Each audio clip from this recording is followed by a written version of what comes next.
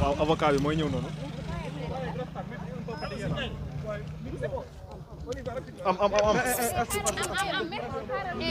am. Jaawa yi defaral ma ko ci maître Jaawa.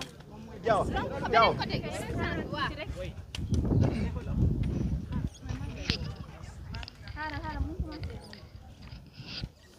On y va, hein? Ah non, attendez. Attendez. Ah, grand, pare nga. C'est bon, hein? Attendez un peu, c'est bon. C'est pas bon.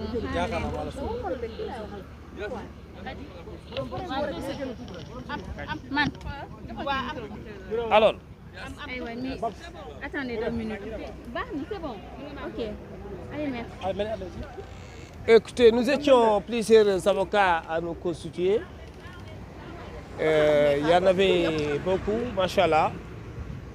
Mes excellents confrères, Maître Elhadj Amadou Sall, qui est le plus ancien, Maître El Hadj Diouf, Maître Mohamedou Moustapha Dieng, Maître Ali Sow, Maître Aline Badara Fall, Maître Pape Sène, que je remercie les plaidoiries qu'ils ont eu à faire tout à l'heure en marge de cette audience.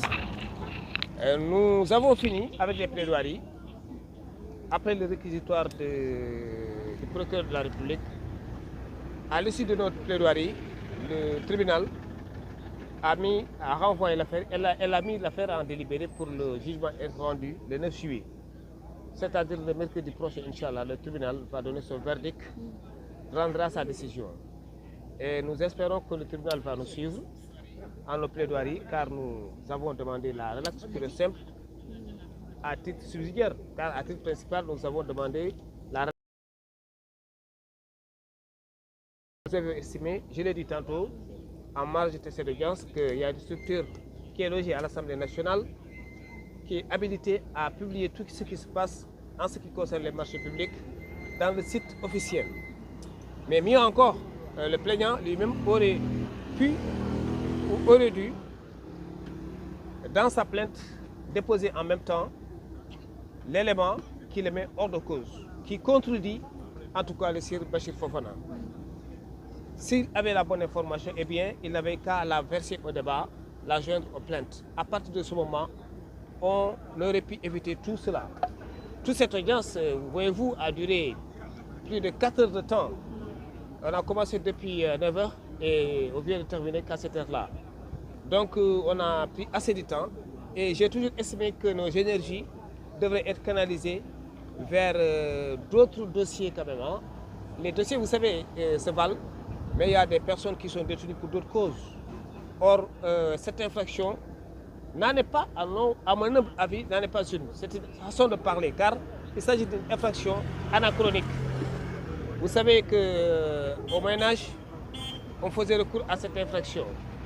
Au XVIIIe, XIXe siècle, avec l'affaire Dreyfus, lorsque de faux documents ont été versés au débat ou dans une procédure pour accabler le capitaine Alfred Dreyfus, eh bien, on a eu à parler de fausses informations, de diffusion de fausses informations. Donc c'est une infraction assez anachronique à l'heure des libertés publiques, à l'heure de l'Internet. Car on ne peut pas arrêter Internet, vous savez. L'information passe aussi vite que le TikTok passe, le Facebook, autres moyens via le net.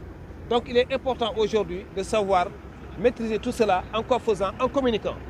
Le gouvernement de la République du Sénégal a tous les moyens légaux qu'il faut pour communiquer à bon escient et par le canal habituel par lequel ce gouvernement doit communiquer.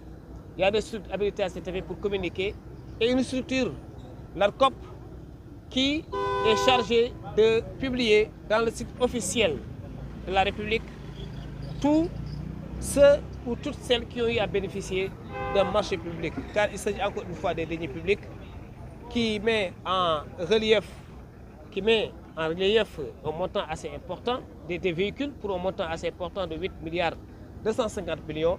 Et c'est tout à fait normal donc que l'opinion publique soit informée. Et ce que a voulu le sieur Bassirou Fofana, qui, je le précise encore une fois, n'était animé que d'une belle intention, ok, louable, d'informer les concitoyens sénégalais. Les pauvres, ils ont besoin de savoir à quoi à quoi sert leur argent, les impôts sont affectés à l'achat de quel véhicule. Et vous savez que le marché interdit de spécifier le type de véhicule qu'on doit acheter. Le marché ne dit pas acheter un véhicule de marque Toyota, non. Peut-être une berline ou un véhicule de 4x4, mais pas Prado, Toyota ou autre genre. Voyez-vous. Donc des pans entiers de la procédure ont été quand même violés. Et je pense que le moment opportun, cette affaire sera traitée avec la plus grande rigueur qui soit, en appelant en cause, en mettant sur la scène toutes les personnes concernées. Il y a des choses qu'on ne peut pas dire à travers les médias. Je respecte beaucoup l'institution du judiciaire que j'incarne au même titre que celle-ci est incarnée par les excellents magistrats qui ont eu à prendre cette audience dans un calme serein, même si en marge de cette audience, ils ont cherché à faire renvoyer cette affaire. Mais n'eût été l'intervention de mes excellents confrères, encore une fois, Maître Mohamed Moustapha Diaye et Aliou Sow, qui ont fait suspendre l'audience à leur demande, eh bien, on aurait pu renvoyer cette affaire. Mais fort heureusement, le juge est revenu à de meilleurs sentiments, si je puis parler ainsi. Et qu'est-ce qu'il a fait? Il a retenu l'affaire et il a évoqué. Bachir Fofana a répondu à toutes les questions avec calme et sérénité. Nous, avocats également, nous avons eu à poser les questions en rapport avec cette affaire. Et le juge a écouté le procureur en son réquisitoire, il a écouté les avocats en leur plaidoirie. Enfin, il a mis l'affaire en délibéré pour le jugement être rendu en principe, Inch'Allah, le mercredi 9 juillet. Oui, le procureur de la République a été ferme, a été très sévère. On a dénoncé le pouvoir aujourd'hui qu'a le procureur de la République d'envoyer en prison pour une peine dont le maximum est fixé à 3 ans ou 2 ans. Vous savez, le procureur n'a pas le droit de placer sous mandat de dépôt. On profite encore de la tribune de l'occasion pour en appeler. On a parlé des assises. Justement, il est aujourd'hui plus que nécessaire de mettre sur place un juge des libertés et de la détention. Car le procureur de la République a trop de pouvoir. En France, avant d'envoyer un prévenu en prison, il y a ce que l'on appelle un juge de la liberté et de la détention, qui est là, qui apprécie la demande du procureur de la République et celle du juge d'instruction. C'est-à-dire que c'est un juge arbitre. Ici, au Sénégal, on ne l'a pas. La preuve en est que, je l'ai dit tantôt, il a été placé sous mandat de dépôt le vendredi. Or, dans la pratique, dans la rigueur de la pratique et des lois et règlements en vigueur de ce pays, dans ce pays, il devrait être jugé normalement le vendredi. Mais, contre toute attente, il a été programmé pour mercredi, c'est-à-dire aujourd'hui. Cela veut dire quoi? Cela veut dire que lorsqu'une personne est arrêtée aujourd'hui, disons, elle doit être jugée le vendredi. Il ne doit pas être jugé au-delà. S'il y a des audiences qui se tiennent normalement, malgré la grève des greffiers, il y a des audiences qui se tiennent. Il y a des affaires pour lesquelles les personnes sont en détention pour des chefs d'offres de cession de drogue, de trafic de drogue, d'abus de confiance ou des dossiers dans lesquels il n'y a pas d'enjeu. Car le souci des plaignants pour renvoyer, pour demander le renvoi, ou des juges même et les avocats de renvoyer leur affaire, c'est que lorsque un particulier doit à un autre particulier de l'argent, pour recouvrir cet argent, il faut le jugement. Et le jugement, c'est les greffiers qui les délivrent. Mais pour des cas pour lesquels il y a des histoires de chambre indien et de diffamation, je ne pense pas qu'il y ait lieu de renvoyer des dossiers ou bien même de prolonger des délibérés, comme ce qui est le cas en l'espèce. Car aujourd'hui, le délibéré de Sir Moustapha Diaté devrait être vidé, mais il a été prolongé pour cause de grève des greffiers. Or, nous estimons que ce n'aurait pas pu être le cas, on n'en avait pas besoin, car, je l'ai dit tantôt, c'est pour les besoins de l'exécution d'une décision de justice qui met en jeu des intérêts, de l'argent, une créance à recouvrer, abus de confiance, escroquerie. Mais pour certaines infractions, les audiences se tiennent normalement et le juge statue sur siège. Et il accède aux demandes de liberté provisoire formulées par les avocats de la défense. Tout à l'heure, on l'a fait, le procureur s'est opposé. Et bien, évidemment, on est revenu sur la demande qu'on a retirée. Voyez-vous donc le procureur de la République, les pouvoirs qu'il a aujourd'hui et qu'il est important qu'on les revoie. Car les régimes passent, les hommes passent, mais l'état de droit va rester. Et il est important de penser aux générations futures. Il est important de penser à l'opinion publique et internationale. Car tout ce qui se passe en marge de cette audience sera noté, su par la Cour pénale, par, j'allais dire, l'organisme, l'ONU, l'Organisation des Nations Humaines. Parce qu'il y a le Comité sénégalais des droits de l'homme qui rend compte de ce qui se passe au Sénégal.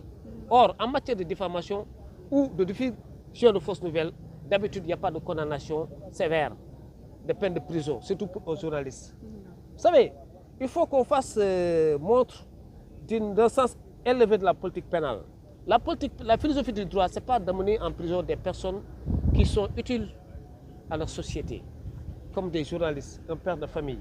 Je pense que cette personne peut bénéficier d'une liberté provisoire. Et pour certaines infractions, justement, les traduits par devant le tribunal correctionnel par la voie de la citation directe. Ce qui est le cas. Ce qui se faisait en tout cas avant, bien avant. Pour ce qui est des diffamations et de la diffusion de fausses nouvelles, on a tendance à les traduire par devant le juge des flagrants, le tribunal correctionnel de simple police. Car on estime qu'une diffamation, quand même, c'est beaucoup plus sérieux. Ça peut concerner une information qu'on a tendance à donner pour susciter un trouble à l'ordre public, ou en tout cas donner une information qui est de nature à jeter des discrédits sur les institutions. Ce n'est pas le cas en l'espèce. Ou bien des informations de nature à stigmatiser une ethnie X ou Y donnée. Ce n'est pas le cas en l'espèce. Il s'agit d'un journaliste dans l'exercice de ses fonctions, encore une fois. S'il en est besoin de le repréciser, qui a la bonne intention et la belle intention d'informer le public sénégalais. Et le public a le droit d'être informé. Et je pense que l'institution parlementaire est bien représentée par son président qui a porté plainte en sa qualité de président de l'Assemblée nationale, je précise, mais en sa qualité d'homme politique.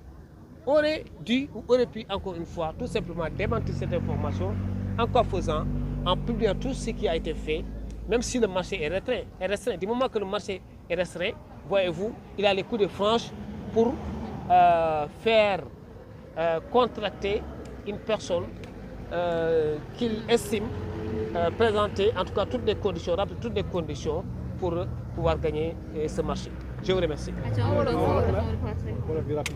waaw maa ngi leen di gërëm xaar bi yàgg na parce que dossier bi dafa jël temps ay avocats yu bëri ñoo plaidé doon dossier bi tey maak samay confrères yi ay avocats yu xarañ yu mën seen liggéey yu rigoureux ma commencé sama ancien maître El Hadj Amadou Sall maître El Hadj Diouf maître Mouhamadou Moustapha Dieng maître Aliou Sow maître Pape Sène ñoom ñëpp plaidé nañu dossier bi procureur bi mu jëlee parole sànq dafa requérir 6 mois dont 3 mois ferme bon ñun nag bi ñu waxee sànq maag samay naataango avocat yi dañ ne loolu teguñ ko ci droit li ñu jàpp mooy que ne dañu war a renvoyer ba sur des faits de la poursuite maanaam dañ ko war a bàyyi tout simplement purement et simplement dañ ko war a relaxer parce que jàpp nañu infraction diffusion de fausses nouvelles maanaam tasaare ay xibaar yu wërul amul te yaakaar naa ne maag avocat yi démontré nañ ko wane nañ ko lu tax amul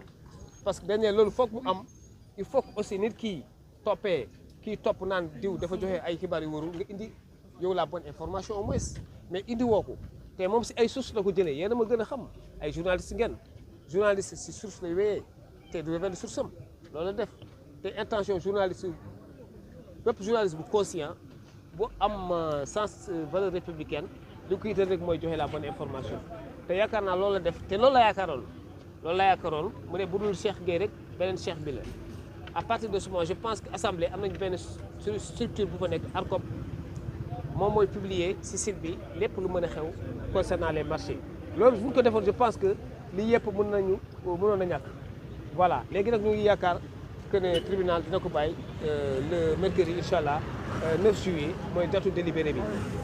ñoo gisee réquisitoire procureur bi. réquisitoire dafa sévère moom laa wax léegi que ne dañu war a xoolaat bu baax pouvoir yu procureur am si même réew comme France par exemple dañu war a après les assises et de la liberté pour permettre à ce que avant ñu am benn juge arbitre bu joxe ndogal wala kii est-ce que jar na yóbbu prison wala jar na yóbbu prison Bachir Fofana est-ce que jar na yóbbu prison je ne pense pas c'est un journaliste keroog bi ma koy gis ba sax mu ngi sëgg si benn livre di lire xam nga ma ne ko yow lan la ma ne ma non xanaa bëgg xam-xam rek ak bëgg informer samay naataangoo population ci laa ne nag kii il est de bonne foi kii c'est un bon journaliste est-ce que kooku jar na yow prison yaakaaruma ko la meilleure solution c'était ñu communiquer communication c'est extrêmement important te gouvernement état dafa puissant am na les structures habilité communiquer wax la bonne information te yaakaar nañ loolu la waroon demee jërëjëf maa ngi leen di gërëm mbokk yi xam nga li ngeen ko déggee nag maître